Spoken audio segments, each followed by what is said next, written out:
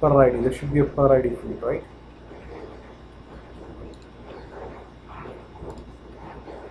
Okay. The contact person. It is a. It's an intersection data. This is non-intersection. Oh, there is no data. So that means there is no. We haven't entered any data. Let's enter some data.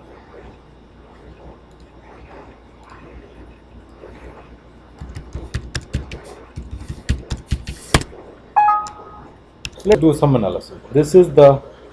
See, remember 1 OUL? So we're gonna just go there and check. We're gonna make a query to that.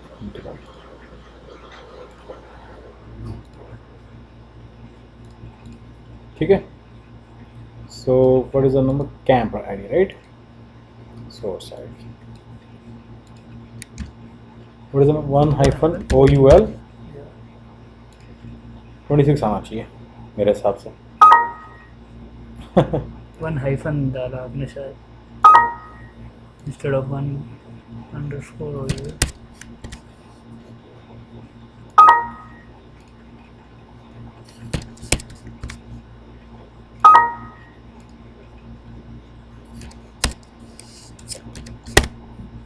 Okay okay, मैंने वो गलत कर दिया. मैंने पहले जब वो किया था ना,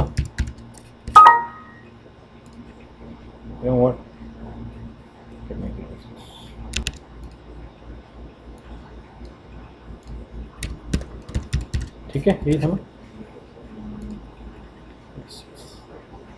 right. Journey to the content. So let's see where the prospects are. Let's see. We don't know anything else. This Siebel application, it's actually a very hi-fi program. It's like a very state-of-the-art program in the sense that this is not only like just Hotmail.com. You cannot change it drastically, but this program can be changed drastically also. It's a fully reprogrammable thing. You know, you can program. You can write a program also. Siebel VB is a Siebel language, and the name is Siebel VB. It's a fully programming language. It's a scripting language. It's a programming language, and it can completely. You can basically write full-fledged programs in it. You can write full-fledged programs with like code. Use it as a programming language. Yes, you can use it as a program, but within Siebel only. Within Siebel only. Within only. So let's say you want to change the behavior of the application drastically, you have to use Siebel VB or Siebel eScript. Siebel eScript and Siebel VB. This is like this. These are two ways of. There are two programming languages available. In an implementation, only one will be used. Only one can be used. Only one can be used. But after it is decided once, then they have to use Siebel that one only. Typically, everybody uses Siebel eScript, not Siebel VB. But in the BA don't need to use this, right? Oh, BA. Actually, among developers, some of the like, if a person knows Siebel VB and eScript only, then we will call him a good developer, really good developer. So when there is a requirement for a developer, we have to find a person who knows eScript minimum. If he does not know eScript, he is not a developer. Basic development I can teach you in one day. eScript I cannot teach. That I can teach you in 7 days. Even Siebel developer, becoming a Siebel developer is not a big deal. I mean, you can become. It's not a very big deal. The only thing is, you need to learn a little bit more. You know, it's a little bit of different power. Yeah, like in our. So basically, if you look at the system, T-Mobile has a system which is Siebel, where it is written who bought what cell phone and what service. So that's their asset system, right? Right. So the information is written. The person bought family plan 250, 2 additional lines, right? Somewhere it is written how many minutes are free to this guy, how many minutes are right? Now there is another system where the calculation where this is monitored how many minutes is he using, which is their actual switch. I usually call it the switch, or basically this is a product system in the terminology of whatever I taught you before. So this is the product system. Now every month there has to be some processing. They will pull the data of each and every usage, go to each and every customer, get their address, go to the plans, get the plan details, do the processing logic, build the bills, send it to the billing system, or maybe it's a part of the billing system itself. Where will this processing take place? Typically, in this scenario where the processing is huge, as you can all see, there will be a separate processing system, which could easily be a mainframe. which would simply be a mainframe. I kind of have no doubt that it could be a mainframe. It could easily be a mainframe. So this is one huge processing thing. This will be, like in this case, I'm 100% sure it will be done outside Siebel. Then in one of the projects of one of the like candidates, what is happening is that box calculation has to be made. Okay, they have these receivers. They want to send the receiver. If they want to send 3 receivers, they want to send a bigger box. If they want to send us 2 receivers, they want to send a little medium-sized box, so on and so forth. So the point is, they want to send these boxes. So somewhere this calculation has to take place. So this was one of the business analysis he had to do, system analysis he had to do. Where should this processing take place? Whether it should take place in Siebel, whether it should be done outside Siebel, whether it should be done in some other system itself, or new logic has to be made. They decided to do it in Siebel. Sometimes we can do certain calculations if the number of records to be merged is not very high in Siebel, but where? So this is what we are going to discuss now. There is a thing called as business service. Business service is nothing but a chunk of code. It is as good as a programming code. You can write anything in it. It is independent of all these basically 3 layers, or this can be okay. Anyway, so this is a business service. So a business service is nothing but a chunk of code. You can write a chunk of code. It will be obviously residing somewhere. That's not a part of the whole Siebel system itself. But then, let's say in nightly basis, you want to just, there is a simple thing like all the opportunities which are closed should be their status should move. Their status should become lost. Whatever is lost, it should become closed. Where will this processing logic take place? You can write a business service. It will basically run every night. It is a batch job which will run every night within Siebel itself. Look at each and every opportunity and change the status. Okay. And remember we talked about workflow, which is a sequence of code. We will put this code a part of a workflow thing. That is what basically workflow means.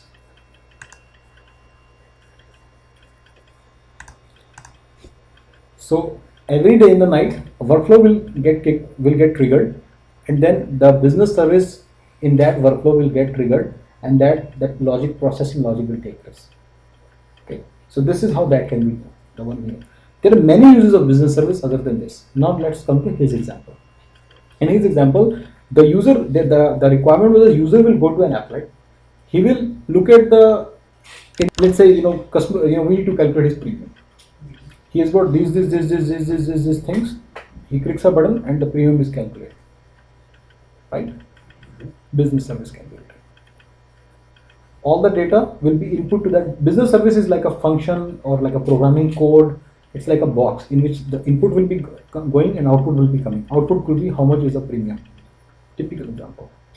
Behind the scenes on that button, remember we saw the buttons in the tools button, code is written, it will invoke that service, pick the output and put in a particular applet, particular field of the applet. Okay. So at that point also we use business service. Using business service is not a very good idea because it decreases stability of the system. Okay. Some of you are basically looking at upgrade projects also. Using business service is not a very good idea because it also decreases the upgrade easiness of the system, of the CPU. The performance, I don't know, but then stability or performance basically, but the upgradability. Like when you are upgrading it, everything will upgrade properly, but this business service will not because this is a custom code.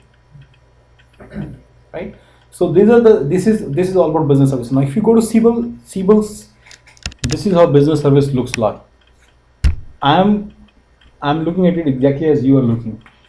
Where the code is written in Siebel tools development environment. Here you can refer to the business service. You can mention the input variables, parameters. You can mention the output parameters, output arguments, input arguments.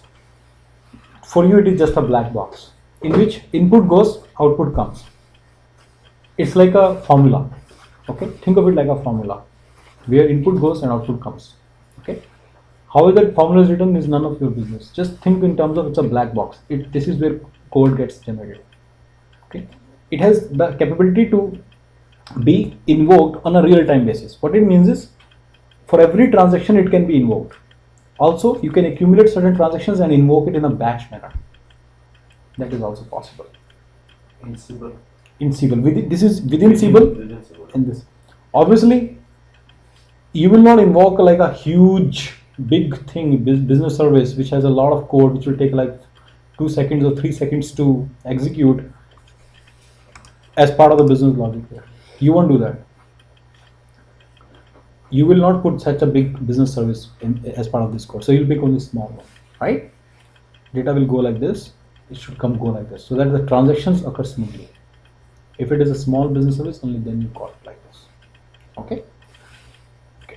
Now, many a time you will think, oh, this is a processing logic. Looks like we need business service. That's not true. So for certain kind of things, like for assignments, for like I assign the service request to you, you assign it to me, right? This is the logic, right?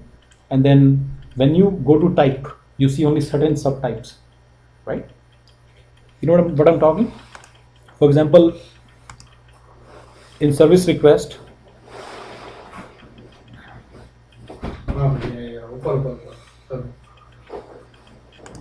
when a person is creating a service request, okay, he puts area. If he puts installation, the sub area shown will be different. See, different sub areas have come. If he chooses network, different sub area has come, right? So you might think, oh, processing logic is required. Actually, for all these things, Siebel has out of the box some other ways, easier ways of doing the things, and they are all performance tuned and everything. You don't have to worry about that. So in many cases, Siebel, for example, pricing calculations, Siebel has a product called as ePricer. That's what you need to buy. Like a company needs to buy. And then for setting up complex products, they have eConfigurator.